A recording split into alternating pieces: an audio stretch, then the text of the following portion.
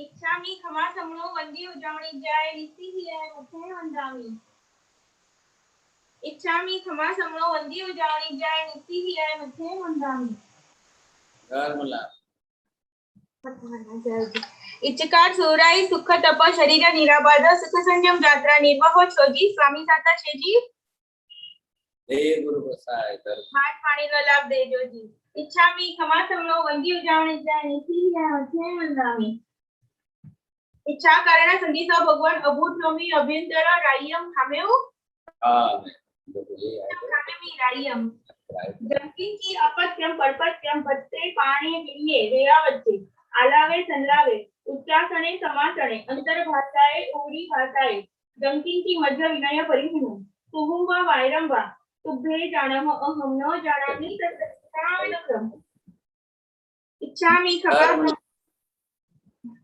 खमा समणो वंदी उजावणी जाय रीति ही है मुखे वंदामी। सहजी सुक्षातमा इच्छामि खमा समणो वंदी उजावणी जाय रीति ही है मुखे वंदामी। इच्छा कारण संधि सो भगवान वायना संधि सो इच्छामि खमा समणो वंदी उजावणी जाय रीति ही है मुखे वंदामी। इच्छा कारण संधि सो भगवान वायना लेशु ले जो। इच्छामि खमा समणो वंदी उजावणी जाय रीति ही है मुखे वंदामी। इच्छकारी भगवान पसाई करी वायना प्रसार करावशो जी। नमो अरिहंतानम नमो सिद्धानम नमो आयर्यानम नमो वज्रायानम नमो सर्वसारम हे सुपंच नमोकारो सर्वपावपणासनो मंगलानं च सर्वेसिं परमं हवै मंगलम्। जय जगदीव जोनि वेयाणो जगद्गुरु जगानंदो जगन्नाथ जगवंदो जय जगत्प्रिया जय सुयाण प्रभु तीर्थयराणम पश्चिमो जय जय गुरुलोगानम जय वंदे महायशं महाबालं महावीरं अमरनरनाय मह्यं चरमतीर्थयरं निमस्तते सर्वारिष्टप्रणशाय सर्वाभीष्टार्थदायी सर्वलब्धि निधाना श्री गौतम स्वामिने नमः। श्री सुधर्मा स्वामिने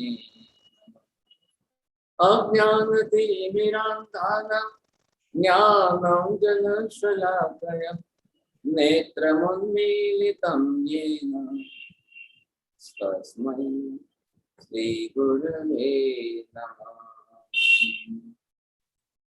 पूरे दिन बहुत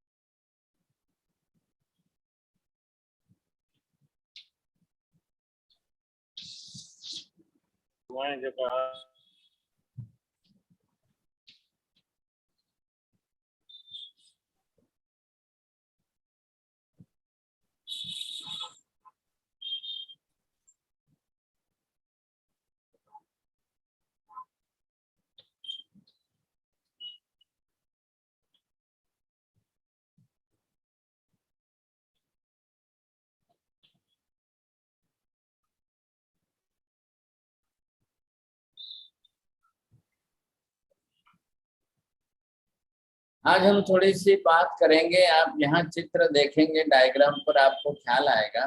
और मैं पहला ही प्रश्न पूछता हूँ यहाँ पर, तब कौन करता है? तब आत्मा करती है कि शरीर करता है? बोलो बीना बेन। तप आत्मा करती है।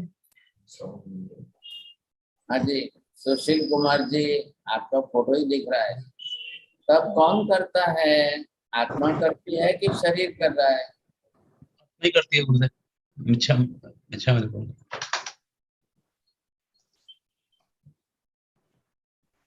कांति भाई, कौन करे છે तब?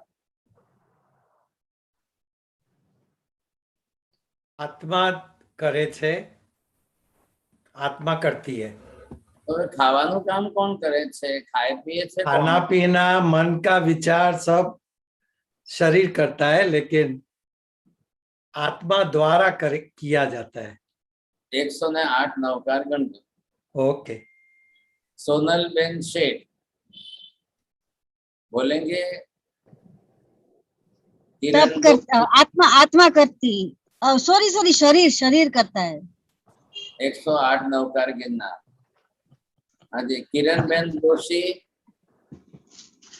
पीयूष भाई शाह। સાહેબ હમણાં જોઈન્ટ જોઉં છું. हाँ भले जॉइंट है, वांधो नहीं। हाँ जी, મેં સાંભળ્યું पद्मा નથી આગળ. पद्मा बेन। हाँ, मैंने प्रश्न ये पूछा है, खाना पीना कौन करता है? तो फिर शरीर तब करता कौन है, करता मथिन है? मंदी। तब करने का काम किसका है और खाने पीने का काम किसका है? बोलो पद्मा बेन। मथिन मंदामी, खाना तो शरीर करता है और आत्मा तप करती है शरीर के द्वारा। 108 नवकार गण। बोलिए ठीक है ललिता जी। ललिता जी नहीं, चलो मीता बेन, अमी बेन शाह,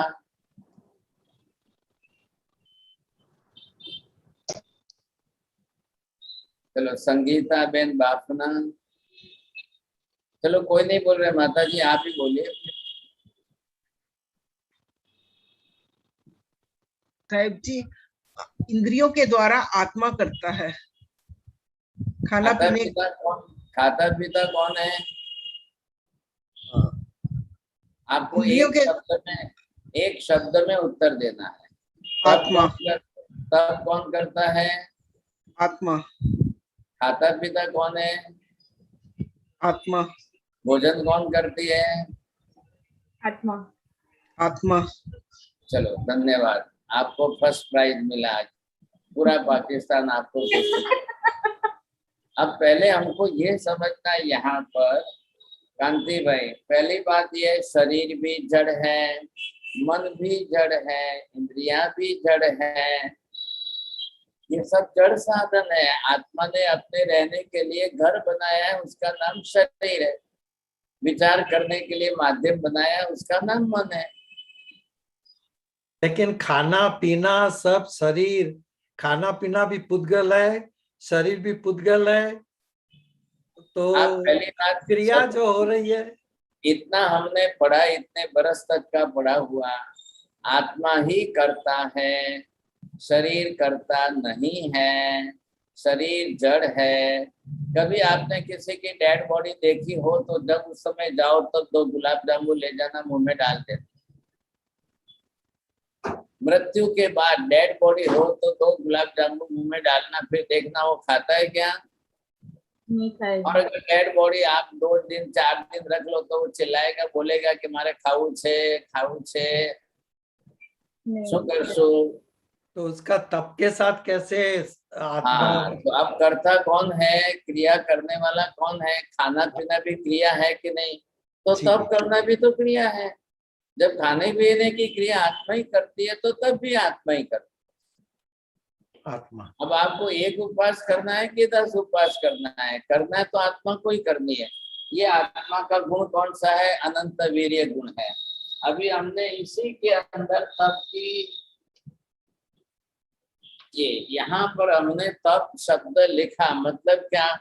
तप का एक अर्थ हुआ खाना पीना बंद करना, तप का एक अर्थ हुआ खाना पीना कम करना, तप का तीसरा अर्थ हुआ खाना पीना आपको सिर्फ एक ही बार करना, तब का ये अर्थ हुआ कि आपको खाना पीना दिन में 2 बार करना, तब का ये अर्थ हुआ।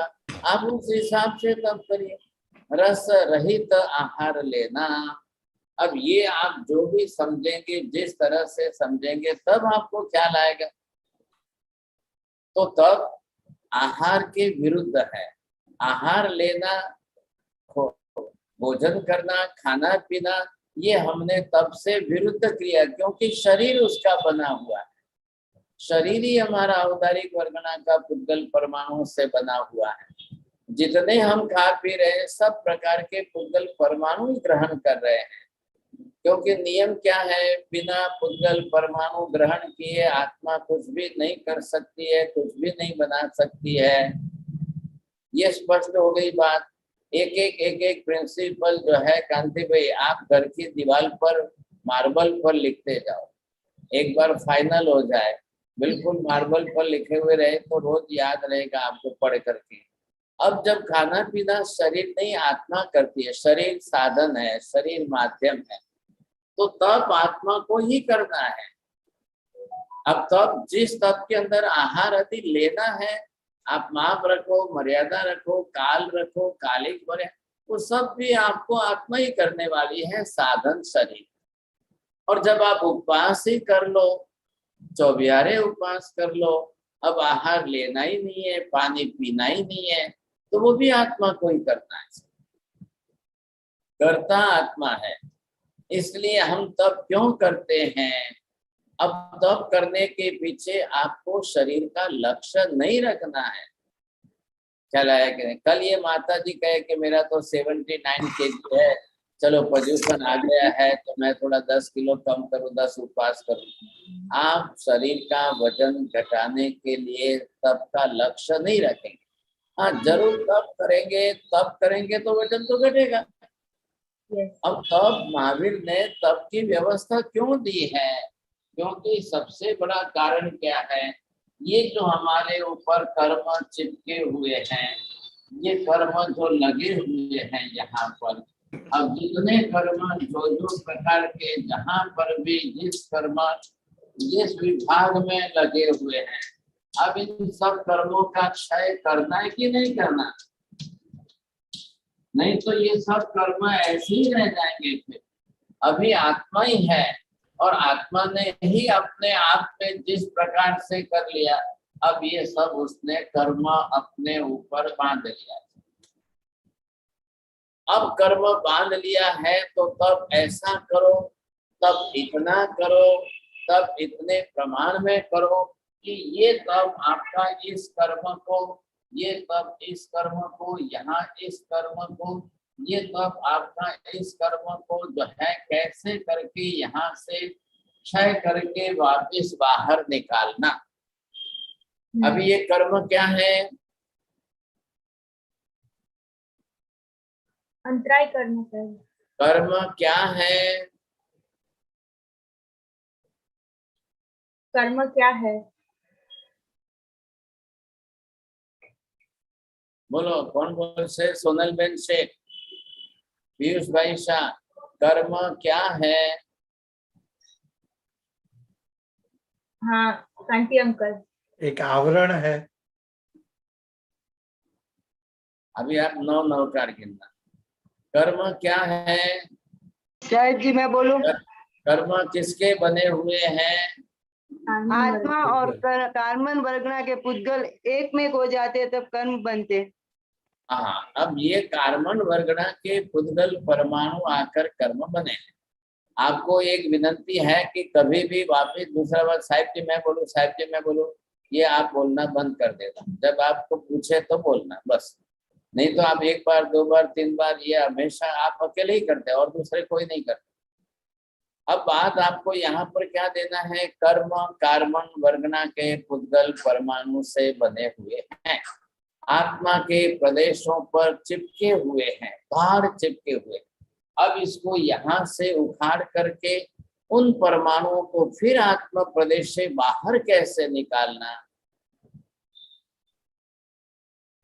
चिपके हुए सॉलिड है, ये आपका कपड़ा है, अब कपड़े के ऊपर इंक लग गई, कलर लग गया साहब, अब इसको धो करके बाहर निकालना है, वापिस कपड़ा सफेद करना है। अगर ब्लैक इंक है, ब्लू इंक है, रेड इंक है, तो वापिस उसको धो करके आप साफ करेंगे, बाहर निकालेंगे। तो अंदर क्या करना, आत्मा के ऊपर अंदर इतने कर्म भर गए हैं, अब क्या करना कांति भाई बोलो? सर्फ नो पानी गोलीने पी जाओ?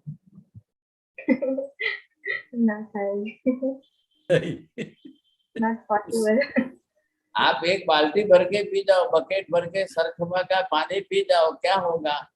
अंदर से शरीर में से मल निकल सकता है, लेकिन आत्मा में से कोई कर्म निकलेगा नहीं।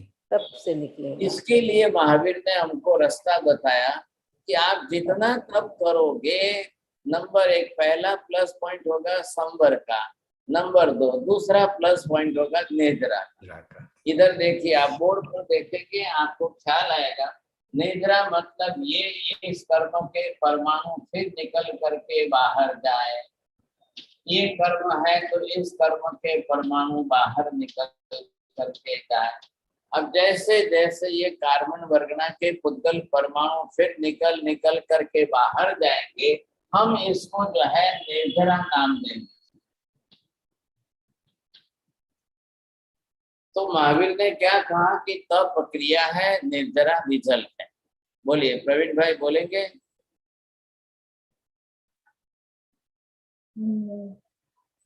नहीं, चलो। हाँ जी, वर्षा बेन बाफना, विजय भाई छल्लानी, हाँ ये माजी है। मंजू बहन चोपड़ा बोलो, ये बोलते हैं। आज नहीं बोल रही साहब जी, तप क्रिया है और निर्जरा उसका रिजल्ट है। बस, तप क्रियात्मक स्वरूप में है, निर्जरा उसका रिजल्ट है। निर्जरा का रिजल्ट लाने के लिए तप करना है। आपको हेतु क्या बनाना है? रिजल्ट मतलब तप का रिजल्ट किससे आता है? निर्जरा से। अब आप टारगेट करिए कि मुझे ये कर्म क्षय करना है, मुझे ये कर्म क्षय करना है, मुझे इतने कर्म क्षय करने हैं, मुझे ये मेरा सॉलिड कर्म है ये निकालना है, बहुत भारी कर्म है इसको घटाना है, मुझे इसका 10% भी कम हो जाए तो बहुत अच्छा है। लोग नहीं कहते क्या साहब મને ગુસ્સો બહુ આવે છે, साहब मारो अहंकार નો मारो स्वभाव मटतो નથી, कोई क्या कहते हैं आपको, आप समझ गए। आप अपनी कंप्लेन नहीं आपकी, लेकिन आपको भास हो गया है, हाँ सर क्या करूं, मेरे को गुस्सा बहुत आता है, मेरे को अभिमान बहुत अहंकार है, और मेरी जो है निंदा का स्वभाव बहुत भारी है। तो ये सब किसमें है? इस मोहनीय कर्म के घर में। अब ये चारित्र गुण हमारा अब आवृत होकर ढक करके अब ये किसमें आ गया? मोहनीय कर्म। अब ये जो मोहनीय कर्म है, सबसे ज्यादा आत्मा के अंदर मैक्सिमम जो है मोहनीय कर्म। अमोहनीय कर्म की 28 प्रकृतियां अलग अलग। अब इन सब का क्षय करना कैसे? इनको घटाना कैसे? घटता ही नहीं है, रोज बढ़ता जा रहा है। आज फिर कलह हुआ, फिर बढ़ गया। आज फिर वापस माया कपट हुई, फिर बढ़ गया। आज लोभ ज्यादा किया, फिर बढ़ गया। आज राग द्वेष हुआ, फिर बढ़ गया। अब ये बढ़ता ही जाएगा, बढ़ता ही जाएगा, घटता तो है ही नहीं।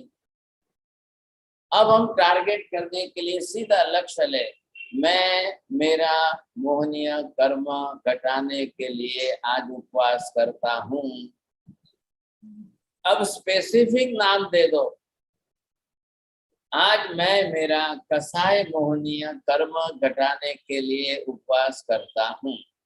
आज मैं मेरा अंतराय कर्म घटाने के लिए, क्षय करने के लिए तेला करता हूँ। 3 उपवास का तेला करता हूँ। अभी क्या है? अभी पर्युषण आने वाले हैं, थोड़े ही दिन बचे हैं। अब पर्युषण पर्व की आराधना शुरू होगी। कई लोगों ने कल से जो है मासक क्षमण की आराधना शुरू कर दी है। कल जो है वो मासक क्षमण का घर मतलब मासक क्षमण की तिथि थी। तो जिन्होंने चौथ से मास क्रमण शुरू कर दिया, तो वो चौथ की संवत्सरी तक करेंगे, तब 30 उपवास का मास क्रमण होगा। अब जिनकी जिनकी जो शक्ति है अलग अलग करेंगे। किसी को 21 उपवास करना है, किसी को 11 उपवास करना है, किसी को 28 करनी है, किसी को 9 उपवास करना है, किसी को 5 उपवास करना है, किसी को 3 ही करना है, किसी को 1, जो करना है। अब आपको करते समय पहले अपना उद्देश्य क्या रखना है? शरीर नहीं, आत्मा के कर्म निद्रा का लक्ष्य रख करके आपको तब कर। अब जब भी आप पचखान लो, आप गुरु महाराज के पास पचखान लो के साहब मेरे को अट्ठम का तेले का पचखान दो, आप मेरे को 2 उपवास बेला पचखाइए, आज मेरे को आप 8 उपवास एक साथ में पचखाइए। क्या अब जिनके जो पचखान के उत्तम भाव हो वो अपने भाव से लेते हो, आप पहले रुक जाओ। पचखान लेने के पहले हाथ जोड़ के मन में संकल्प कर। आप पचखान लेने के पहले मन में संकल्प 3 बार रिपीट करिए। अब पर्युषण आ रहा है, पर्युषण वार्षिक पर्व है, 1 वर्ष के अंत में आने वाला वार्षिक पर्व। वर्ष में एक ही बार आता है, इसलिए भी उसको वार्षिक पर्व कहते हैं। अब पर्युषण में मैं मेरे पूरे बरस भर का हिसाब करने बैठता हूँ। Just like this is year ending, you are doing your accounting, account complete करके अब ऑडिट करना है। ऑडिटिंग हो जाने के बाद आपका रिजल्ट आना चाहिए। तो यहाँ पर हम तप करते हैं। पर्युषण में सबसे बड़ा तप का महत्व है। तो करने के पहले लक्ष्य केंद्रित करो। मेरे यहाँ कसाय मोहनीय कर्म का क्षय करने के लिए मैं 28 करता हूँ। फोकस, आपका फोकस जो है उस कसाय मोहनीय कर्म पर होना चाहिए। कभी आपको लग रहा है कि नहीं मेरा ज्ञानावर्णीय कर्म बहुत भारी है, मुझे याद नहीं रहता है, मुझे समझ में नहीं आता है। अब इनको तो इतना अच्छा याद रहता है, इनको तो ज्यादा समझ में आता है, मेरे को क्यों नहीं याद रहता है, मेरे को क्यों नहीं समझ में आता है? तो आप जो है अपनी तरह से लक्ष्य केंद्रित करो। संकल्प, मैं मेरा ज्ञानावर्णीय कर्म का क्षय करने के लिए मैं 28 करता हूँ, 8 करता हूँ, मैं 1 उपवास करता हूँ।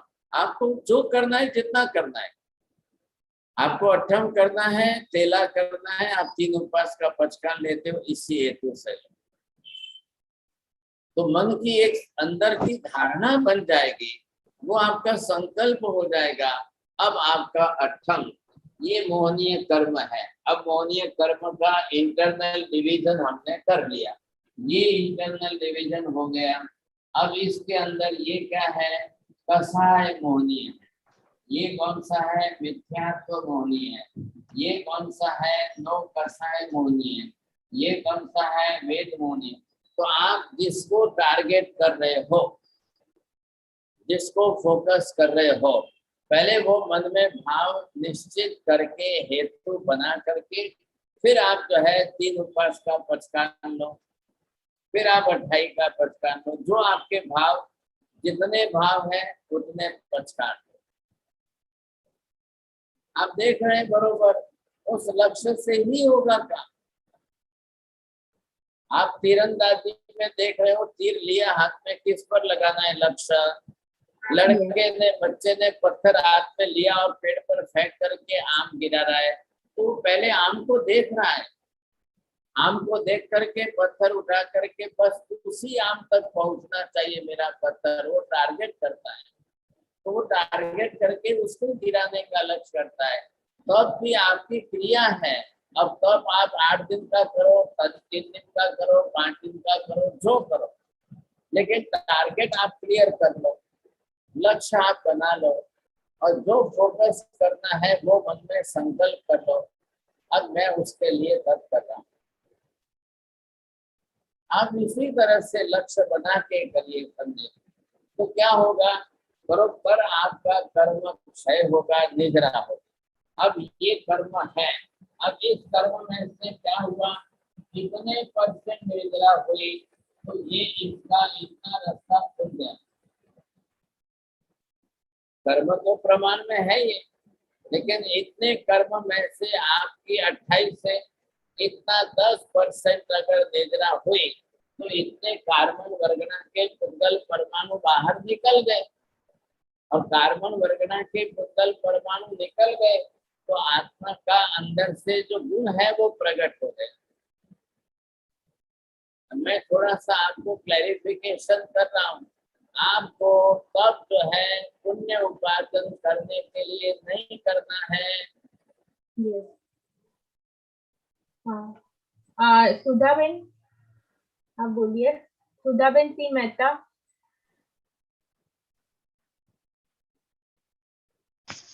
अरे लास्ट सेंटेंस बोलना है, रिपीट करना है। श्वेताबेन आप बोलिए। आपको तप उपवास करने के लिए नहीं करना है। फिर से बोलिए। आपको तप उपवास करने के लिए नहीं करना है। हाँ नहीं, कांति अंकल। साहब जी मैं तप बोलूं? करते सुशील अंकल। सुशील मैं अंकल। बोलते के गुरुदेव, गुरुदेव जो आपने बोला वो तो मेरे समझ में आ गया कि तब पुण्य उपार्जन के लिए नहीं करना। पुण्य उपार्जन के लिए नहीं करना है। ये तो गुरुदेव नहीं, थोड़ा इससे पुण्य संदर्भ क्या करेगा? पुण्य आपके स्टॉक में बढ़ेगा, पुण्य आपको कालांतर में सुख संपत्ति देगा। तो लोगों की धारणा, क्योंकि अंदर जो है आश्रव, पुण्य, पाप, संपर्क, निद्रा, बंधन, मोक्ष, अब इन 9 तत्वों का ज्ञान नहीं है। सर्व सामान्य रूप से लोग ये रहस्य समझते नहीं है। आप तब को भी पुण्य के खाते में डाल दोगे। मैं तब करूं तो मेरा पुण्य बढ़ जाए, मैं तब करूं तो मुझे सुख संपत्ति मिल जाए, सुख समृद्धि के लिए तब नहीं, ये गलती मत करो। पुण्य मानने के लिए आपके पास दाता भी धर्म है, अलग से है। आप यहाँ पर आपको जो पुण्य से बड़ा धर्म कौन सा है, एक एक धर्म के लिए आप भेद करिए, पहले प्रमाण देखिए, अब उसमें से आपको कौन सा करना है, किसमें करना है, तो ये प्रमाण आपको देखना है। नंबर 1 ये है पुण्य। अब ये आ गया संवर।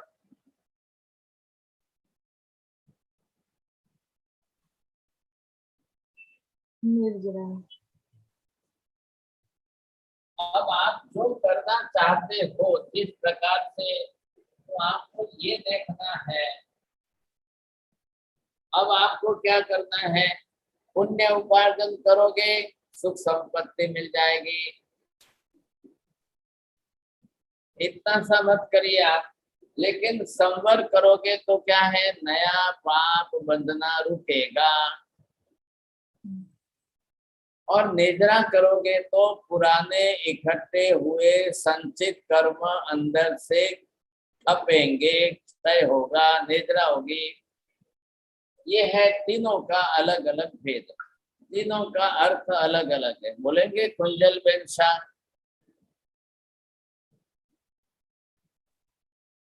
मथन वंदामी साहब जी, पुण्य से सुख संपत्ति बढ़ेगी, संवर से नए कर्म नहीं बनेंगे, और निर्जरा से रुकेंगे, और निर्जरा से पुराने कर्म निकल जाएंगे। बस ये बात आपको समझनी है। रसीला बहन बोलो। पुण्य से सुख संपत्ति मिलेगी, संवर से कर्म बंध, और निर्जरा से नए कर्म बंध नहीं होंगे, कर्म बंध क्षय होंगे। निर्जरा से कर्म, पहले के कर्म क्षय होंगे। संवर से क्या होगा? संवर से कर्म बंध रुकेगा। अब इन तीनों के लिए आपको अलग अलग तीनों का कौन कौन सा धर्म करना है। अब ये पुण्य उपार्जन करना है, दान आदि आपके पास है। आपको संवर करना है, सामायिक, प्रतिक्रमण, औषध, ये आपके पास है।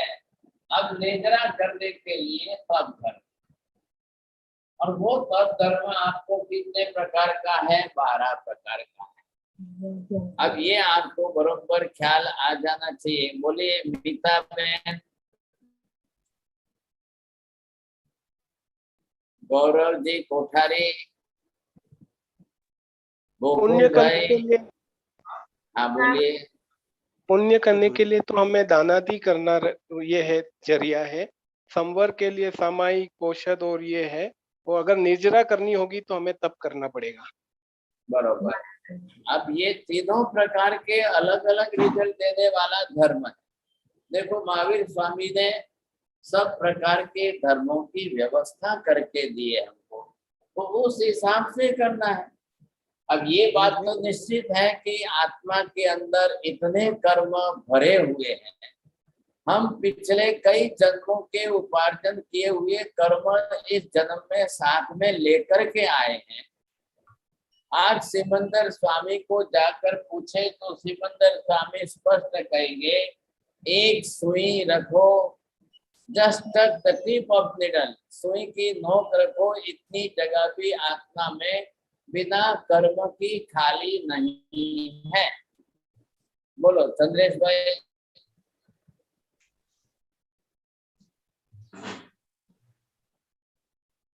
સોયની ટોચ જેટલા પર તેના પર જેટલા કર્મો છે એટલા બાકી નથી. अंतर देवी,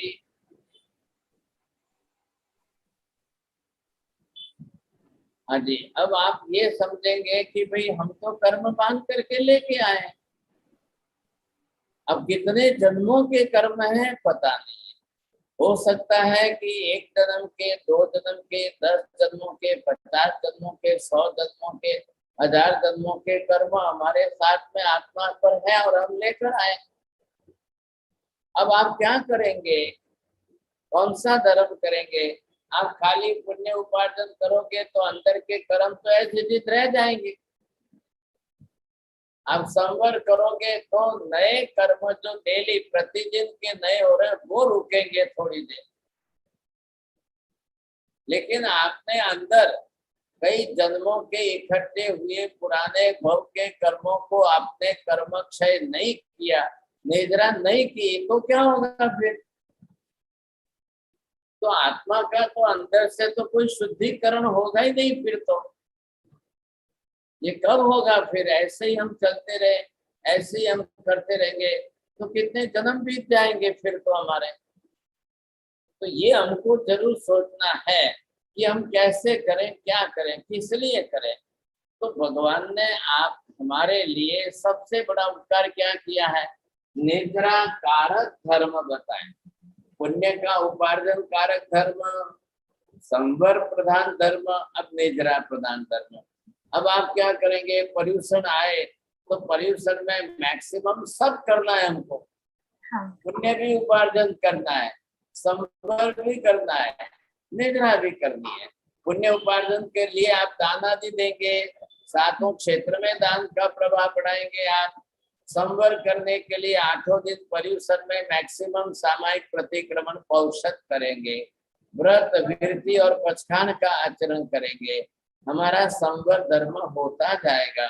और तीसरे नंबर पर नेजरा है, मैक्सिमम नेजरा करनी है। मैक्सिमम नेजरा के लिए जितना आपको शरीर साथ दे रहा है उस हिसाब से करिए। क्या फर्क पड़ेगा? रसीला बहन, હવે તમે 28 કરો તો તમારું કેટલું 2-5 કિલો ઓછું થશે, બીજું શું ફરક પડશે? સાહેબજી 28 કરી લીધી. અરે કરી દીધી નહીં, તો કરી દીધી તો આ વખતે 11 કરો, 15 કરો, आगे करो, ज्यादा करो। अब क्या फर्क पड़ता है? थोड़ा और वजन घट गया तो घट जाएगा। अब शरीर का वजन घटना बड़ी बात है कि आत्मा पर से कर्म का भार घटना बड़ी बात है। आत्मा से कर्म का भार घटना बड़ी बात है। हाँ, तो फिर अब वो साइड बाय साइड तो शरीर को भी फायदा करेगा ना, थोड़ी साइड बाय साइड तो करेगा। अब हम प्रयत्न करें, पुरुषार्थ करें तो बात है साथ। शरीर के लिए हम सब पुरुषार्थ करते हैं, लेकिन आत्मा के कर्म का क्षय करने के लिए पुरुषार्थ क्यों नहीं करते हैं? अब ये हमको करना ही पड़ेगा सर, आज नहीं करेंगे तो कल करेंगे। और आज भगवान का शासन, प्रभु का धर्म, ये सब कुछ मिला है, और आज अगर हम ये नहीं करेंगे तो किस जन्म में कब जाके करेंगे? फिर कल अगले जन्म में हम कहाँ जाएंगे, किस गति में जाएंगे, किस धर्म में जाएंगे, कहाँ जन्मेंगे, पता नहीं है हमको। तो आज तो ये अच्छा चांस है, और तब करते हैं, काफी लोग करते हैं। बहुत बहुत धन्यवाद। देखिए छोटे बच्चों से लेकर के बड़ों तक करते हैं। आपने भी सुना होगा 4 बरस का बच्चा 28 कर रहा है, 5 बरस का बच्चा 28 कर रहा है, 6-7 बरस का लड़का लड़की 28 कर लेते हैं, और बुजुर्ग लोग करते हैं। कई भाग्यशाली ऐसे मिले कि शायद मेरी जिंदगी में 128 होगी। वो खाली परिश्रम का इंतजार नहीं करते हैं, साल में 2-3 बार 28 कर लेते हैं, ऐसे भी भाग्यशाली। एक आचार्य महाराज तो है कि जिन्होंने 180 उपवास 4 बार कर लिए। 180 उपवास। अब उन्होंने, आपको सोचो, और अपनी लाइफ में कोई 32 या 35 तो मास कमल कर लिया अलग से। और सोचिए अभी उनकी उम्र तो शायद जो है 50 के आसपास होगी, लेकिन इतनी तपस्या करते हैं, बरसों से करते हैं, कर रहे हैं। तो अब जिनको जिस तरह से एक रस रुचि हो गई, अब उसके साथ में हम भी करेंगे। हम तब अपने शरीर के हिसाब से कोई जितना कम ज्यादा हो, लेकिन ये जरूर है लक्ष्य बनाए, मैं मेरे भूतकाल के पुराने कर्मों का क्षय करने के लिए तब कर रहा हूँ। अब आप भले एक उपवास का पचखान लो, आप 3 बार रिपीट कर लो, आप जरूर पचखान लेकर के करिए तो आपको भाव आएगा, समझे कि नहीं। दुबई से एक लड़का, यंग लड़का अकेला है, हर साल वो बरोबर 8 उपवास 9 उपवास, 8 उपवास 9 उपवास। पहले ही वहां से फोन करेगा, महाराज साहब 8 उपवास एक साथ में दे। मैं थोड़ा विचार करता हूँ, भैया तुम 8 उपवास एक साथ में ले रहे हो, साल भर में तो कभी कुछ नहीं करते हो, अभी आप करो तो मेरे को विश्वास क्या है? नहीं महाराज साहब पूरा विश्वास रखिए, मैं बहुत अच्छी तरह से करता हूँ। अब वो दुबई में रहता है, अकेला है, अपने हाथ से बनाकर खा रहा है। अब उसके लिए बड़ी समस्या है। अब बिजनेस के लिए गए और वहां रुके और रहे, तो फिर भी भाव तो है, इच्छा तो है, यहाँ से माँ बाप से संस्कार लेकर के गया है, तो कर रहा है, बरोबर कर रहा है, बहुत वर्षों से कर रहा है। ऐसी भावना है तो इस हिसाब से करना जरूरी है। अब आप ये मत सोचना उपवास तो शरीर करता है, शरीर के लिए करना है, वजन घटाना है, ओबेसिटी कम करना है, नहीं भाई साहब, ये सब बात छोड़िए आप। वो साइड बाय साइड का फायदा है। लक्ष्य आपका है आत्मा पर से कर्म का भार घटाना है। अब जब आपको कर्म क्षय करना है, अब हम तब समझेंगे, तब धर्म को समझना है। लेकिन आज की क्लास हमारी थोड़ी शरीर को भी तो समझना है ना। तो क्या करेंगे आप, शरीर के साथ में पहले ये देखिए, अब जिनको भी शरीर समझ करके करना है, तो आप ये मालूम है कि तब करेंगे, तो तब करने के पहले लोग क्या करते हैं, 28 करनी 8 दिन की, तो 3 दिन 4 दिन पहले से डबल खाना शुरू कर देते। उसको यहाँ हिंदुस्तान के अंदर उत्तर पारना बोलते हैं। नहीं, अरे 28 करवी छे, तो पहले 8 दिन की 28 के लिए पहले 8 दिन ज्यादा खाएंगे, और उसमें भी वापिस मम्मी होती है, वाइफ होती है, उसको क्या कहते हैं महाराज साहब, क्या कहते हैं उसको? हाँ, तो अब उनको गुंदर पाक खाना है, मिठाई खाना है, पनीर खाना है, चीज खाना है, हैवी चीजें, सॉलिड चीजें, इतनी ज्यादा। अब वो सोचे कि 8 दिन तक शक्ति रहेगी। आप ये गलती मत करिए साहब, इससे आपको डाइजेशन आपका बिगड़ता है, और डाइजेशन बिगड़ने में सबसे बड़ी समस्या क्या आती है, आपका पाचन तंत्र जो है, अब इसके अंदर पाचन तंत्र को आप सीधी तरफ से आप जैसे भी समझने की कोशिश करेंगे, तब आपको सबसे पहले 3 दिशा आपको समझनी। एक शरीर के अंदर वायु का प्रयोग जो है वो वायु, फिर यहाँ पर आप देखेंगे पित्त और फिर देखेंगे कफ। देखिए एक बात तो सभी जानते हैं, आपको 28 करनी और 8 दिन पहले से ओवरडोज डबल खाएंगे तो वो कोई शरीर में 8 दिन तक पड़ा तो रहने वाला नहीं। नहीं, जरा पेट भरेलू लागू જોઈએ, પછી ભૂખ ન લાગે, ભૂખ લાગે ને હેરાન થવાય તો પછી ઉપવાસ તૂટવાનું મન થાય। ये गलती मत करिए आप जो है जैसे ही आपने डबल खाया, जो भी कुछ खाया, और फिर इतना तो कोई फिजिकल एक्सर्शन नहीं है, वो डाइजेशन नहीं होगा। अब डाइजेशन नहीं होगा तो वात पित्त और कफ तीनों बिगड़ जाएंगे।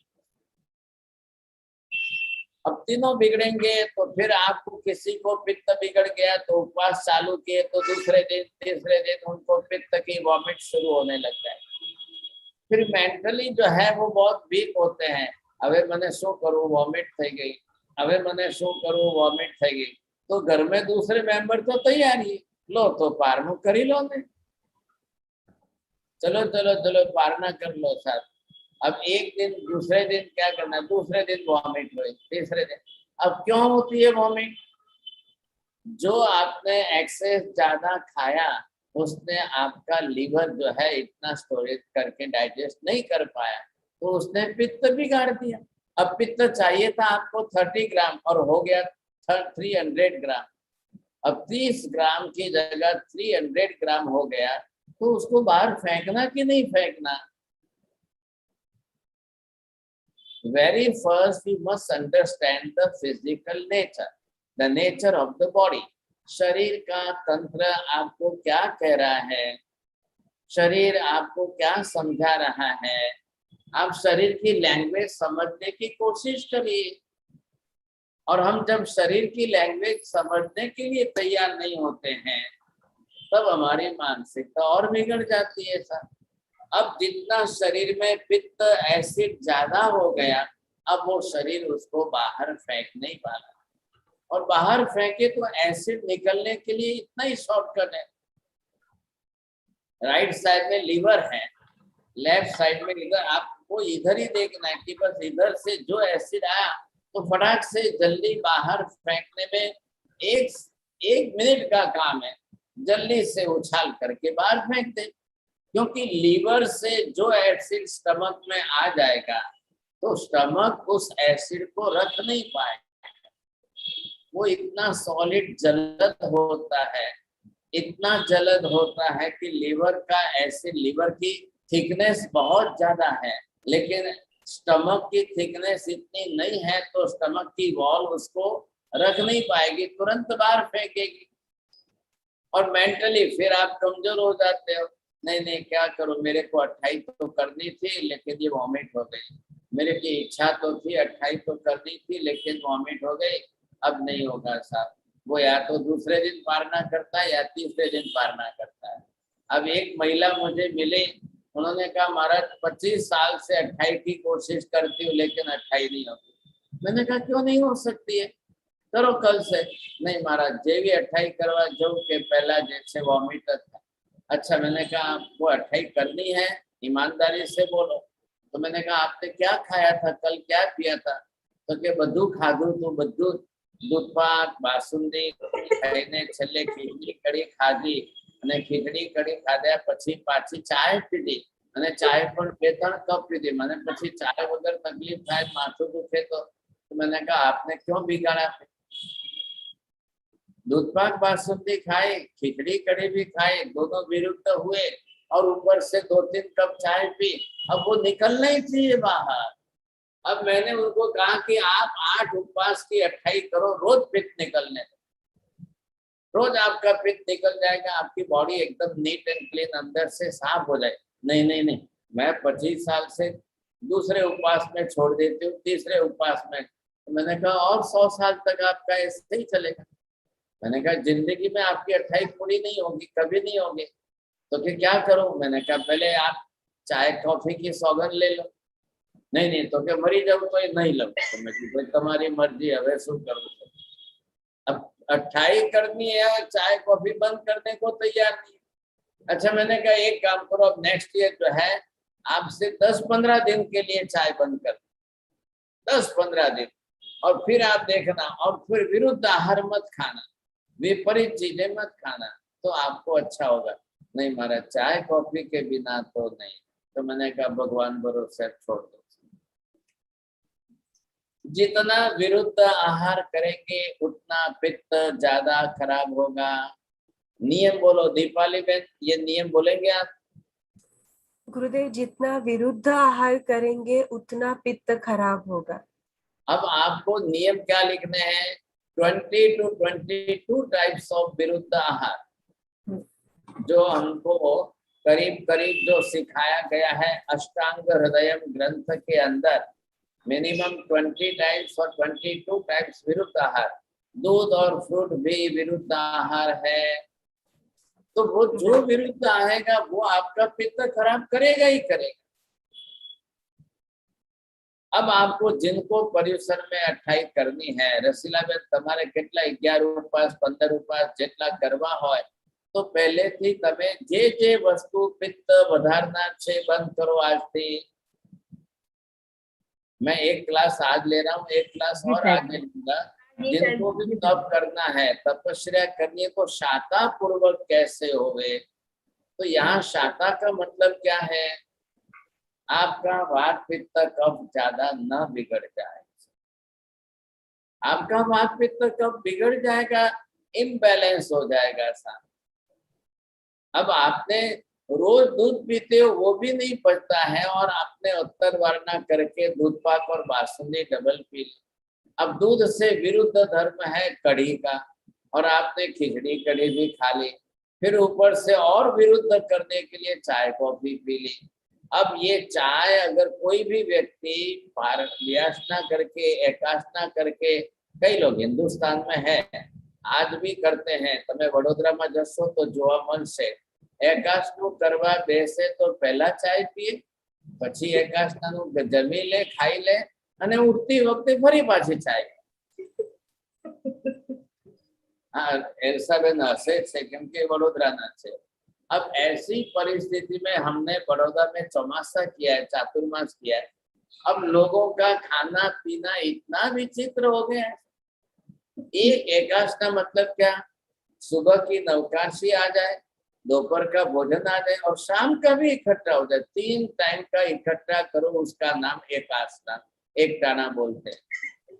अब सुबह का क्या आना चाहिए? चाय, खाखरो, पौवा, ममरा, પછી એમને રોટલી શાક દાળ ભાત, પછી એકાદશના માટે ખાસ કરીને જે બે સ્વીટ હોય, અને છેલ્લે હાંજનું શું લેવાનું? દાળ ભાત કે ખીચડી કઢી કે એ લઈ પાછી છેલ્લે ચાय પી। अब वो अपना पूरा खुराक बिगाड़ करके जहर कर रहे हैं। अब चाय का काम क्या है?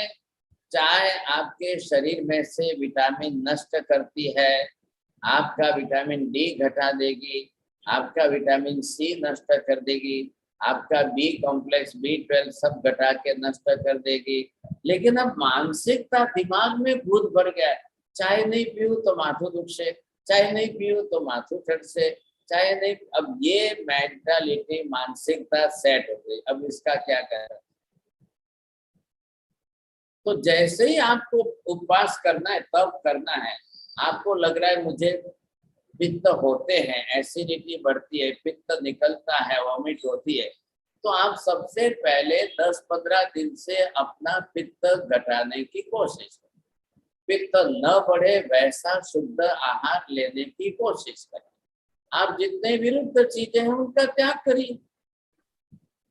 आपको दूध भी पीना है, खाखरा भी खाना है, चाय भी पीनी है, और खाखरे के साथ किसी को टोमेटो सॉस और केचप खाना है। अरे भाई साहब, अंदर पेट समझिए आप। दूध और टोमेटो केचप विरुद्ध चीजें हैं। आप ऐसी चीजें अंदर इकट्ठी मत करो। तो जिससे पित्त बढ़ रहा है वो घटाओ ना। नहीं, किसी को स्पाइसी फूड ज्यादा होता है, वो क्या स्पाइसी फूड ला करके कोई ये खाता है, वो खाता है। अब जिसमें तेल है, मिर्ची है, नमक ज्यादा है, बघार, छौंका, तड़का लगाए, अब वो आपका पित्त खराब करेगा ही करेगा। और ज्यादा बिगड़ जाएगा। तो आप उसके कारण तप नहीं कर पाओगे। पित्त बढ़ने के कारण कभी तप सही ढंग से नहीं हो पाएगा। फिर जब उपवास करोगे तो स्वाभाविक है कि मोशन नहीं होंगे तो कॉन्स्टिपेशन बढ़ेगा। 8 दिन की 28 है तो आप 8 दिन में शायद एक बार भी मोशन जाओ या न जाओ, तो वो अन्न अंदर जो पड़ा है वो सड़ने लगता है। दूसरे दिन सड़ेगा, तीसरे दिन सड़ेगा, मुंह में से बदबू आने लग जाएगी। अब एक महिला है पुणे के अंदर, वो बोलते मैं 28 करने की बहुत इच्छा है, लेकिन मुंह में से इतनी बदबू आती है, इतनी सड़ी गली बांस आती है, तो मैं 28 नहीं कर सकती हूँ। 4 जने बैठे हो तो मुंह में से बांस आती है। तो मैंने कहा मुंह में से नहीं आती है, जो अंदर अनाज पड़ा है वो सड़ रहा है, वो आ रहा है। अब मैंने उनको कहा कि तो क्या क्या करूं मैं 28 कर। मैंने कहा 28 करने के लिए 3 दिन पहले आप त्रिफला लेना शुरू करो, पेट साफ करना शुरू करो, बाद में 28 करो। तो महाराज जी आप तो पागल है क्या? लोग तो अत्तर वारणा करके खा पी के 28 करते, कहते मैं विरेचन लेकर पेट साफ करके 28 करूं क्या? मैंने कहा मैं पागल नहीं हूँ, आप समझिए। आपकी प्रॉब्लम मिटाने के लिए सादा त्रिफला लो, पेट साफ हो जाए, बाद में 28 का प्रस्थान करके देखो आप। तो दिमाग में ही बात नहीं बैठती है। नहीं आ तो कहीं थायराइड नहीं, आ तो कहीं थायराइड नहीं, जरा पहले तो બધું सॉलिड खाई लिए और फिर 28 करें। मैंने कहा फिर तो 1000 साल में नहीं। आप पहले शरीर से मत समझो, शरीर में ज्यादा खाया तो ही 28 होती है, पर्यूषण का उपवास होता है, ऐसा मत समझिए। एक भाई साहब बालकेश्वर के अंदर है, वो जब 28 करनी होती है तो 3 दिन बरोबर आंवला त्रिफला लेकर गर्म पानी पीकर पेट साफ करेंगे, 3 दिन बाद में 28 कर लें। बड़ी आसानी से होती है, किसी को पता भी नहीं चलता है और खुद किसी को कुछ कहते ही नहीं है, दौड़ते घूमते फिरते बरोबर 28 कर लेते। तब करने के लिए पहले जरूरी ये नहीं है कि हम इतना खा लें, ये खा लें, वो खा लें, और मैक्सिमम आइटम चाहिए, मैक्सिमम वेराइटीज चाहिए सर। हमें शो करो, सब खाना है। जैसे ही पर्यूषण नजदीक आएंगे 3, 4, 5 दिन तक लोग अपनी सब इच्छाएं पूरी करने के लिए सवारे केला वड़ा, सांझे दही वड़ा, सवारे पानी पूरी, सांझे भेलपूरी, सब इच्छा पूरी करो, सब इच्छा सब खा लो, जितना खाना है सब खा लो। फिर घर में खाएंगे, फिर होटल पर खाएंगे, फिर रास्ते पर खाएंगे। अबे हमें काल थी 28 करवाना चाहिए, अब हम कल से 28 करें। मैंने कहा ये 28 होगी क्या? ऐसी 28 होने वाली है क्या? शरीर की लिमिट है, अंदर कोई तिजोरी कबाट अलमारी कुछ नहीं है। आप अलग से 8 दिन के लिए शरीर में स्टोरेज करके कुछ भी नहीं रख सकते हो। ये गलती मत करिए साहब। तो मैं ये कह रहा हूँ तब करने का स्वरूप क्या है, तब करने का कैसा स्वरूप है और लक्ष्य क्या होना चाहिए। जब तब शरीर नहीं करता है, आहार भी शरीर नहीं करता है, भोजन भी शरीर नहीं करता है, पानी भी शरीर नहीं पीता है, आत्मा ही क्रिया करती है, आत्मा को ही करना है। और जब कर्म क्षय करने के लक्ष्य से करते हो तो पहले इतना शरीर के ऊपर इतना डबल 4 गुना 10 गुना अत्याचार करके करोगे तो पहले इतने कर्म नहीं बनेंगे। इच्छाएं पूरी करने के लिए हमको खाना है, इच्छा पूरी करने के लिए खाने में फिर घर में झगड़ा होता है, झगड़ा होता है तो फिर लड़ाई झगड़े के अंदर थोड़ी 28 की जाती है। कई लोग क्लेश कसायों में 28 करते हैं, क्या फायदा? ऐसा नहीं करते। तो पहले हमको वात पित्त और कफ शरीर का बैलेंस बना लो, और शरीर का बैलेंस बना करके 28 करके हमारी आराधना सब होनी चाहिए, सामायिक होनी चाहिए, प्रतिक्रमण दोनों टाइम के होने चाहिए, औषध होने चाहिए, संवर होना चाहिए, हमारी दर्शन पूजा होनी चाहिए, जिन वाणी श्रवण होनी चाहिए, व्याख्यान में 2-4 कलाक बैठ करके व्याख्यान सुने। ये इधर उपवास लिया और घर जाके सो गए और फिर वापिस जो है सिर पर पट्टी बांध के मारू माथू चढ़्यू छे, माथू दुखे छे। अभी उनको कोई बुलाए तो इतना गुस्सा आता है कि बात मत पूछो। तो एक बेटे ने आकर के हमको कांदीवली में बोला, महाराज साहब मेरे पापा को 28 मत कराओ। हमको मारते हैं, पीटते हैं, मम्मी को भी मारते हैं, मम्मी को पीटते हैं, इतना गुस्सा आता है पापा को, इतना गुस्सा मारा। सब प्लीज मेहरबानी करके हमारे पापा को अट्ठाई मत कराओ। मैंने कहा भाई हमने तो नहीं कहा कभी अट्ठाई कर, हम नहीं हमारा सब, हम आपको कहने के लिए आए हैं कि इनको उपवास का पचकान मत दे। आप इनको बोलो कि आप डबल खाओ। ये पापा भले ही डबल खाए, मम्मी अट्ठाई कर ले, मैं अट्ठाई कर लूंगा, बेटा बोलता है मैं कर लूंगा, मेरा भाई कर लेगा, पूरा घर अट्ठाई कर लेगा, लेकिन पापा को नहीं। इनका एक उपवास होता है, वो पित्त ज्यादा खराब है, पित्त सिर पर चढ़ता है और फिर पूरा दिन जो है सिर पर चढ़ा हुआ पित्त। और कोई एक शब्द, हम खेलने जाते हैं ना, अब खेलते हुए बच्चों ने चिल्लाए तो पापा उठ करके मारने आते हैं, और मारते हैं तब इतना मारते हैं, इतना मारते हैं। हमारे साथ पापा के जिस दिन 28 उपवास हुए तो हम पूरी गली में ही नहीं रहते। अब ये पथारी पर बिस्तर पर सो करके दिन बिताएंगे और फिर चिल्लाएंगे पानी। अब घर में पानी लाके कौन दे? अब मम्मी लावे तो मम्मी को भी मारते हैं साथ, हमारे साथ पापा को अट्ठाई मत करा। अब उनकी छाप क्या हो गई? उपवास में इतना गुस्सा, इतना गुस्सा। वो किसके कारण होता है? पित्त प्रकृति के कारण। जिसका पित्त जितना खराब होगा उसका उतना ही गुस्सा 10 गुना ज्यादा। ऐसा इनका तो कर्म ज्यादा बढ़ते जाता है। ऐसे बढ़ेंगे ना, कर्म तो 10 गुने बढ़ेंगे, लेकिन जिस शरीर से हमको तप करना है, मैं आपको आयुर्वेद के साथ शरीर को समझा करके आत्मा के साथ दोनों लक्ष्य का समझा रहा। भाई शरीर से, शरीर भी तो साधन है ना, शरीर साधन से उपवास तप करना है, तो तब करके हम अपने वात पित्त कफ को बिगाड़े नहीं, इम्बैलेंस न करें और पित्त को ज्यादा खराब न करें।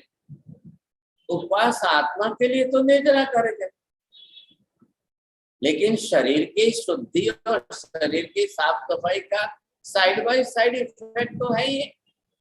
अरे आपने भी सुशील जी खेत के अंदर गेहूं चने होते हुए देखा है ना? खेतों में जब गेहूं होते तो गेहूं तो ऊपर इतने से आते हैं, लेकिन साथ में घास कितनी आएगी? उसका जो डंडा बनेगा, डंठल बनेगा, पत्तियां बनेगी, वो सब क्या है? तो ये तो साइड इफेक्ट तो शरीर को फायदा है ही है, लेकिन आप शरीर के फायदे का लक्ष्य बनाकर तप न करें। शरीर का फायदा तो और भी मिल जाएगा, लेकिन आत्मा के कर्म के निद्रा करने का लक्ष्य बनाकर तप करना अनिवार्य है। शरीर को माध्यम बनाइए, साधन है शरीर को। अब बात गैसेस बनेगी, आप परेशान हो जाओगे। एक तरफ तो उपवास है, दूसरा उपवास, तीसरा उपवास, और पेट साफ नहीं है, फिर ओवर गैसेस बनेगी, रात को नींद नहीं आएगी। रात को नींद नहीं आएगी तो खराब विचार आएंगे, फिर आपको सपने आएंगे, नींद बिगड़ गई, पूरी रात परेशान हो गए, अब दिन में नींद आएगी। अब वो भाई साहब दिन में सो जाएंगे संडे के दिन, और फिर जो है रात को, तो तब धर्म खाली आपका कहने का रह गया। अब सामायिक छूट गई, प्रतिक्रमण छूट गया, पौषध छूट गया, व्रत पचकान छूट गए, व्याख्यान वाणी छूट गई, तो क्या फायदा होगा ऐसा उपवास करके?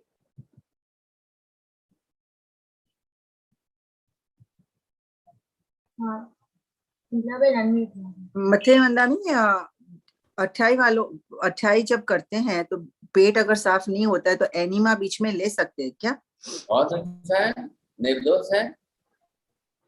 और भी रास्ते हैं ना आपके पास, तो पहले ही आपको करने के पहले तो कम से कम शरीर को शुद्ध रखो। खा पी करके बिगाड़ करके 28 करोगे तो तब भी बिगड़ जाएगा। दोनों तरफ से है। हाँ, और भी किसी को भी सलाह देनी।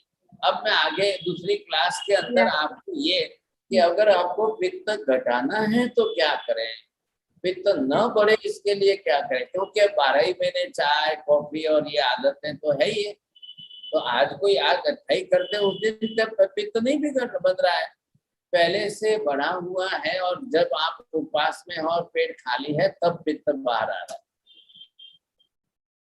हाँ, सुशील अंकल। गुरुदेव मुझे 2 प्रश्न पूछने हैं, जिज्ञासा है, अहमद प्रश्न नहीं है। एक तो क्या आज तक मैंने जो समझा और धारण किया कि किसी भी कार्य को करने के लिए, सुकृत को करने के लिए हमारा कोई लक्ष्य नहीं होना चाहिए, अपेक्षाहीन हमें चलना चाहिए। लेकिन आज आपने जो बताया कि आवाज आ रही है गुरुदेव? हाँ जी, हाँ जी। जैसा आपने बताया कि अपेक्षा के साथ, लक्ष्य के साथ करना है, आत्मा के कल्याण हेतु, अपने निर्जरा हेतु, क्या लक्ष्य बना के करना अनिवार्य है, या अगर बस हम कोई भी सुकृत करें, भले तप करें, कोई भी करें, मतलब उसमें अपेक्षा ना रखें, वो ज्यादा उचित है? ये आपको उल्टा किसने सिखा दिया? गुरुदेव, आज तक जो संस्कार मिले मैं वही आपके समक्ष रख रहा हूँ ना। अब ये ऐसा क्यों करे आप? हमको तो यहाँ पर तप निद्रा के लिए है, तो लक्ष्य केंद्रित करके करिए। आप जो बोल रहे हैं उसका बताओ, पुण्य के अंदर सुख प्राप्ति का लक्ष्य न रहे। बात कहाँ पर है? आपके दिमाग में जो बात आई है वो श्री कृष्ण ने अर्जुन को गीता में कहा, आप वहां की बात कर रहे हो, उनका नियम लेकर के आप बात कर रहे हो कि भाई बिना अपेक्षा रखे करो, बिना कोई लक्ष्य बांधे करो। वो वहां की बात आप उनके हिसाब से कर रहे हो। हमको तो यहाँ पर बिल्कुल लक्ष्य केंद्रित करना है, और हम टारगेट कर रहे हैं मुझे कर्म क्षय करने के लिए, तो तब धर्म बताया है। फिर भी मैं लक्ष्य केंद्रित नहीं करूं तो क्या मेरा तब फालतू चला जाएगा? हाँ, पुण्य का लक्ष्य आपका है तो सुख मिले, ये सुख मिले, वो सुख मिले, इतना सुख मिले, वो आप ये विचार मत लाइए। लेकिन पुण्य उपार्जन करते हो तो पुण्य, और संवर करते हो तो करे भी बनते में ही तो बोल रहे हो आप। न करे भी न कार्य में, आपने स्पष्ट ही तो निर्णय कर लिया है। फिर किसका सावध जम जोगम पचकामी, और सामायिक मारने के सूत्र में सामायिक वही झूठ तो बोलते हो, तो बरोबर आप बोलते हो। छिन्नई अशुभम कम्मम, छिन्नई अशुभ कर्म का छेद हो रहा है। इसी के लिए मैंने बहुसो सामायिक पूजा, इसी के लिए मैं बार बार ज्यादा सामायिक करूं। तो ये रिजल्ट तो ये इसको लक्ष्य बोलते हैं, हेतु बोलते हैं। हमारा निर्हेतु बिना हेतु का नहीं होना चाहिए। आप सुख की अपेक्षा न रखें, वो बात अलग है। ओके, अच्छा गुरुदेव, दूसरी मेरी अभी आपके मार्गदर्शन से आपने कहा कि चाय वगैरह बी कॉम्प्लेक्स, विटामिन डी को कम करती है, तो गुरुदेव जो चाय नहीं पीता उसका क्यों कम हो जाती है? इसका भी कारण? मतलब अब आप चाय नहीं पीते हो तो आपने दूसरे कारण है, तीसरे कारण है। चाय कॉफी नहीं है, लेकिन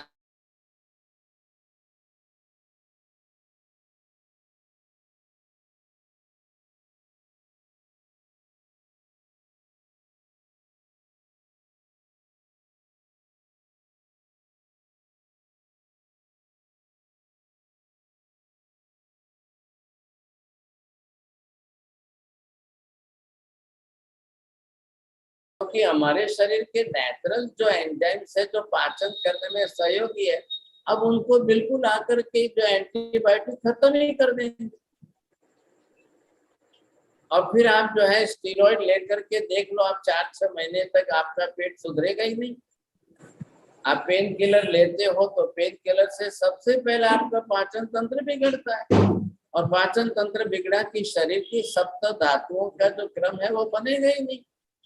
तो शरीर में से आपके जो है कितने, आप कभी आपको कोई डॉक्टर मिले तो कोई मेडिकल साइंस वाले हो तो रिसर्च पूछना कि ये चीजें स्टेरॉइड, पेन किलर, एंटीबायोटिक, ये आपके शरीर में से किन किन विटामिनों का और कितने कितने प्रमाण में विटामिनों का नाश करती है।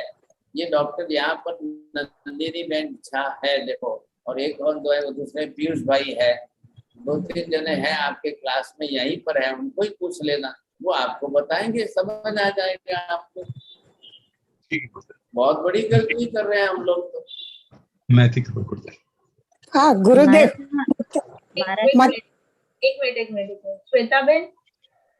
हाँ मारसा, मेरा क्वेश्चन है, जैसे मैंने मास खमन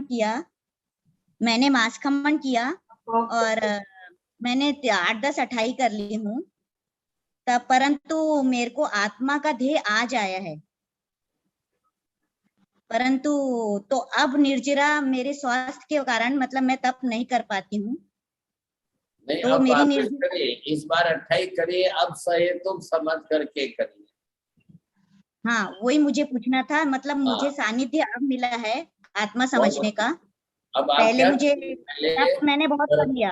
आज एक कर्म ग्रंथ की क्लास है, ये क्लासें ज्वाइन कर ले तो थोड़ा तत्व समझ में आ जाएगा ना, आत्मा क्या है, कर्म क्या है। अब आत्मा और कर्म की समझ आ गई तो अब भगवान धर्म बता रहे हैं, कर्म क्षय कारक धर्म बता रहे हैं, और उसकी व्यवस्था के लिए तब धर्म बताया। बहुत धन्यवाद, बस आपकी खूब अनुमोदना करते हैं। आप इतना सब किया है, स्वास्थ्य आप ठीक नहीं रह पाता तो तप करने मना करें डॉक्टर लोग। क्यों? तो निर्जरा कोई अब ज्यादा कैसे बड़ी करूँ मैं? बीमारी है? मतलब हाँ जी, हाँ मतलब कोई नहीं बड़ी रहना है। बीमारी है क्या? निकल गए बाहर उससे, पर अब तप नहीं करना है। चलो ठीक है, अब आप जो है ना, भगवान ने दूसरे भी प्रकार बताए, खाली उपवास शामिल तप है ऐसा नहीं है, आभ्यंतर तप है, उसका भी मैं रास्ता बताऊंगा, तब आप नोट्स कर लेना। बहुत धन्यवाद। हाँ गुरुदेव नंदिनी ગુરુદેવ હા ગુરુદેવ મથેણ વંદામી આજે આપે બતાવ્યું ને કે 28 પહેલા ત્રિફલા લેવાની 3 દિવસ તો એટલે કેટલી ટેબ્લેટ લેવાની?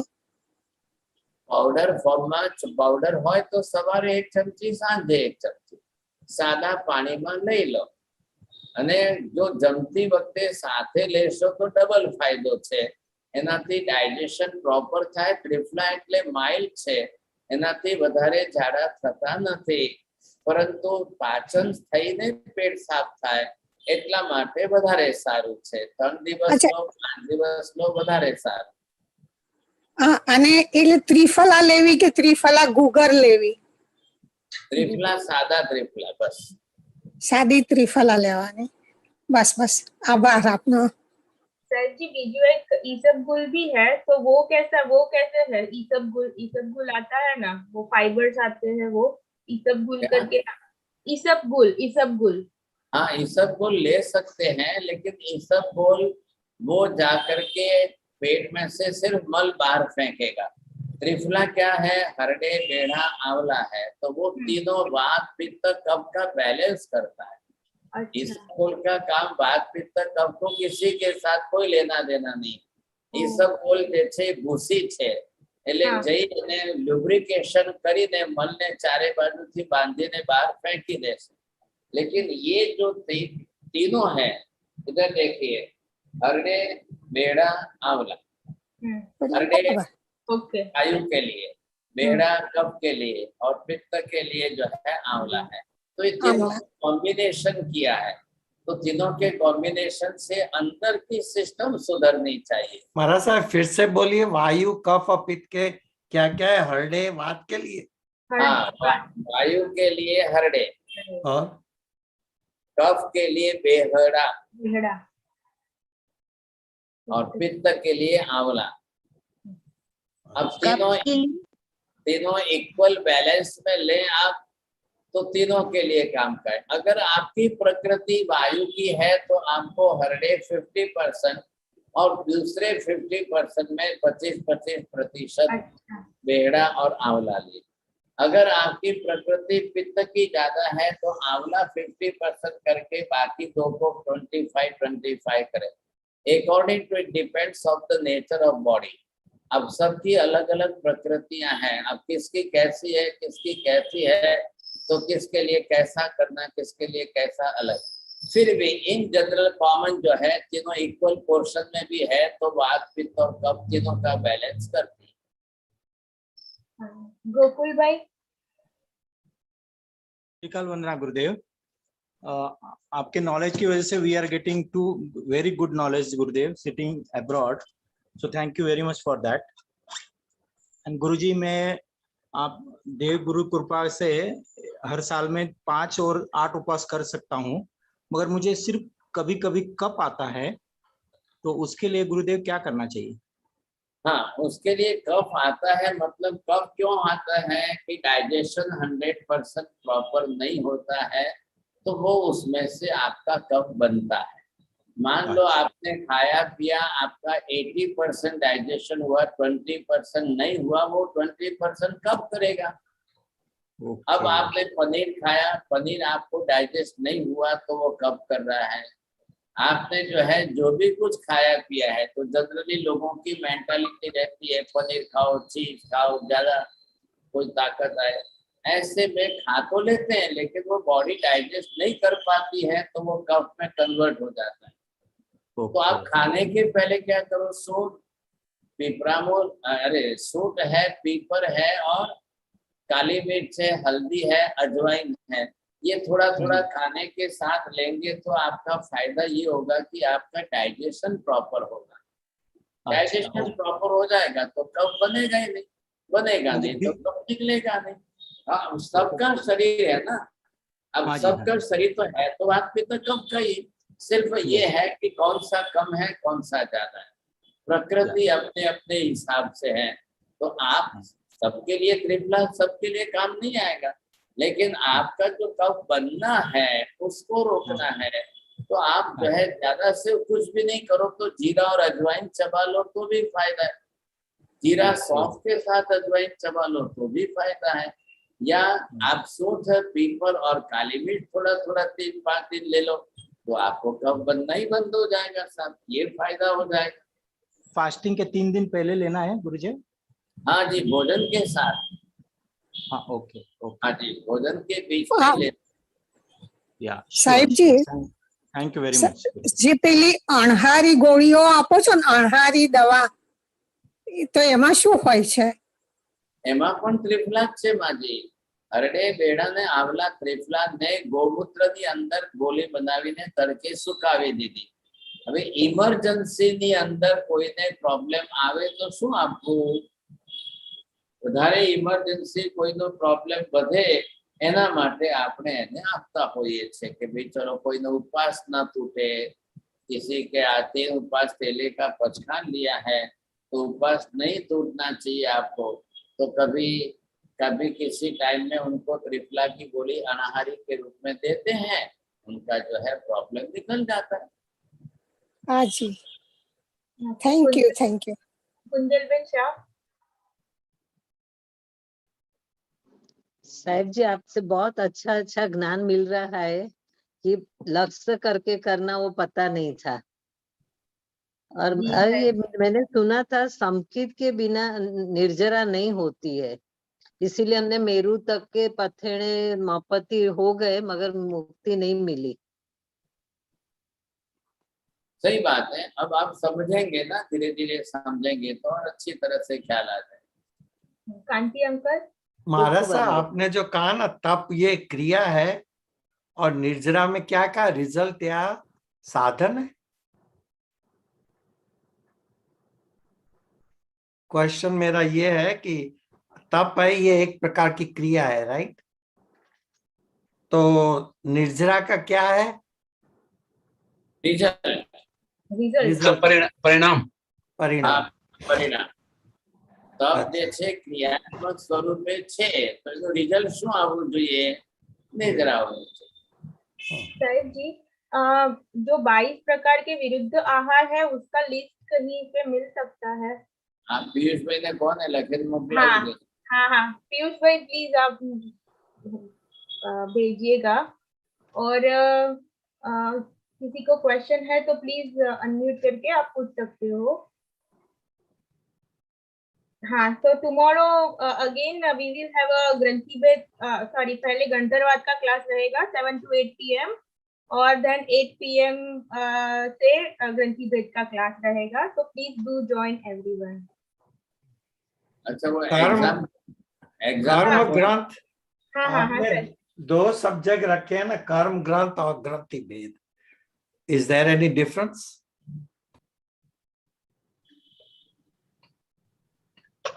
वो मंडे और वेडनेसडे को है ना कर्म ग्रंथ? फिलोसॉफी, हाँ कर्म फिलोसॉफी है, और ये ग्रंथि भेद जो जिसमें सम्यक ज्ञान दर्शन होता है। एग्जाम। हाँ साहिब जी, तो हम लोगों ने ऐसे ग्रंथि भेद के लिए क्विज बनाई है जिसमें सभी को 1 से 5 मीता बेन ने पूरा तैयार किया है। 1 से 5 क्लासेस आपको पहले देख लेनी है ग्रंथि भेद की, एंड देन उसकी क्विज शेयर करी जाएगी जिससे आप वो ले सकते हैं। एंड कर्म फिलोसॉफी की भी क्विज पारुल बेन ने बनाई है, तो वो भी we will share in group. तो आप वो भी फर्स्ट टू 4 क्लासेस की करी है, तो वो भी आप ज्वाइन ले सकते हो। तो it will be shared again. हाँ जी सर जी, किसी को क्वेश्चन है? Deepali Gurudev I wanted to ask somebody, किसी ने मुझसे कहा था कि हमें आंवला, जेठी मध और खसखस का कॉम्बिनेशन करके उसको पीस के खाना चाहिए, वो डिटॉक्सिफिकेशन के लिए अच्छा होता है बॉडी का। तो ये कितना सच है और कितना ठीक नहीं है? देखिए, हमारे में खसखस हम टच नहीं करते हैं, राइट, क्योंकि ईच एंड एवरी क्रिस्टल के अंदर एक एक जीव है, तो हमको इतनी आवश्यकता नहीं है। अब रही बात की डिटॉक्सिफिकेशन के लिए त्रिफला का ही कॉम्बिनेशन सही है। अब आपको अगर कफ या खांसी या ये ज्यादा हो तो आप उसको जेठी मध उसमें मिक्स कर सकते हैं, त्रिफला और mix. Otherwise, for detoxification, Tripla is the best. Don't use any or any other thing. We can take it every day, Gurudev? हाँ, बिल्कुल बिल्कुल। Okay. और साहेब जी एक क्वेश्चन है कि what to do when you have a beta thalassemia? My hemoglobin level went down to 5 instead of normal 10 to 12. Haemoglobin level आपका अच्छा 10 to 12 है तो चलता है, अच्छा ही है, सफिशिएंट। नहीं, it went down to 5. अच्छा, हाँ, तो कोई किस प्रॉब्लम से है उनकी डिटेल स्टडी करनी पड़ेगी। थैलेसेमिया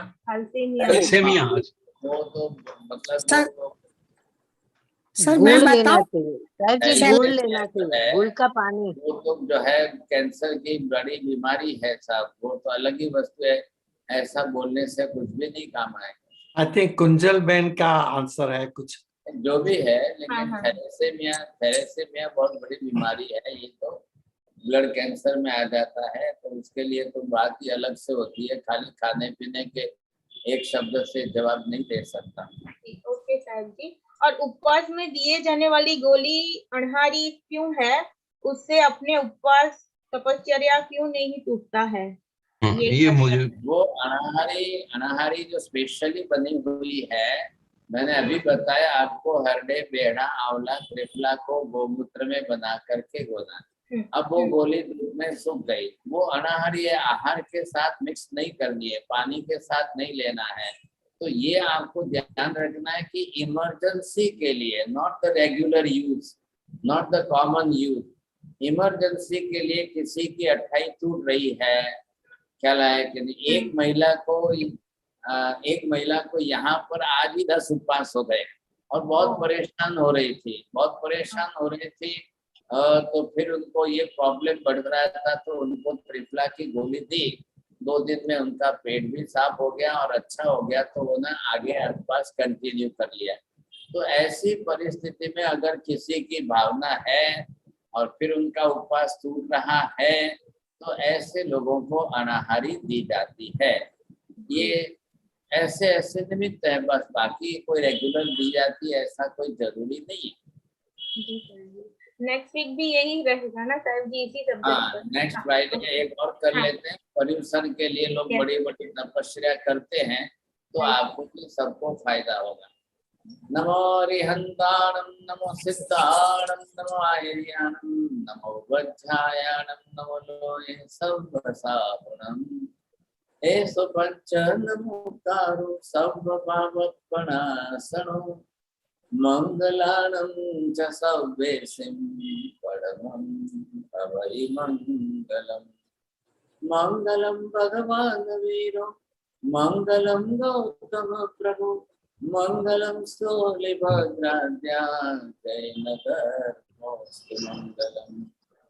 चत्तारि मंगलम अनंता मंगलम सिद्धा मंगलम साहु मंगलम केवली पन्नतो धम्मो मंगलम चत्तारि लोकोत्तम हरिहंता लोकोत्तम सिद्धा लोकोत्तम साहु लोकोत्तम केवली पन्नतो धम्मो लोकोत्तम चत्तारि शरणं प्रवक्ष्यामि हरिहंते शरणं प्रवक्ष्यामि सिद्धे शरणं प्रवक्ष्यामि साहु शरणं प्रवक्ष्यामि केवले पन्नतं धम्मं शरणं प्रवक्ष्यामि सर्वमंगलमांगल्यं सर्वकल्याणकारणं प्रधानं सर्वधर्माणां जयति साहेब जी त्रिकाल